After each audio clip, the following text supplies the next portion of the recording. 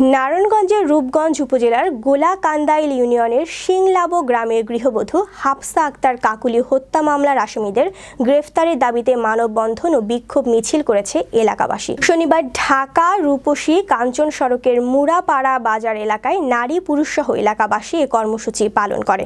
রূপগঞ্জ উপজেলা প্রেস ক্লাবের সামনে আয়োজিত প্রতিবাদ সভায় সভাপতিত্ব করেন কাকুলির ভাই ও ব্যবসায়ী খলিল ভূঁইয়া।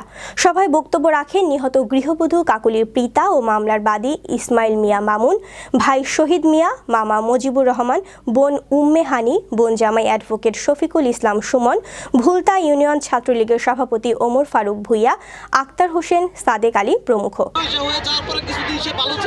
পরবর্তী সে পুনরায় আমার বোনকে আসক্ত হয়েছে। এই বিষয় নিয়ে আমার বোন তাকে বাধা দিলে আমার বোনকে টর্চার করে তার ফ্যামিলি সহ সবাই একত্রিত সংযুক্ত হয়ে তারপর তাকে আঘাত করতে করতে পিটিয়ে হত্যা করেছে। এই হত্যার নৃশংস হত্যার আমরা বিচার করতে নিচের সময় ডাক্তার বলছে এই জায়গায় পুরো লাঠির চাপ, ওইটার ছবিও আছে, আপনারা দেখবেন। আমি প্রধানমন্ত্রীর কাছে বিচার চাই, আমার বোনকে এভাবে নৃশংসভাবে হত্যা করার আমি ফাঁসি চাই, ফাঁসি চাই।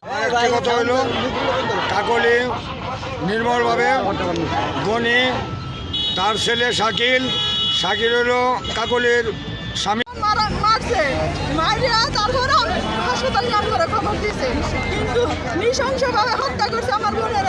শাকিল খুনির পরকীয়ার বলি হয়েছে আমার বোনে। মাননীয় প্রধানমন্ত্রীর কাছে একটাই প্রশ্ন, আমার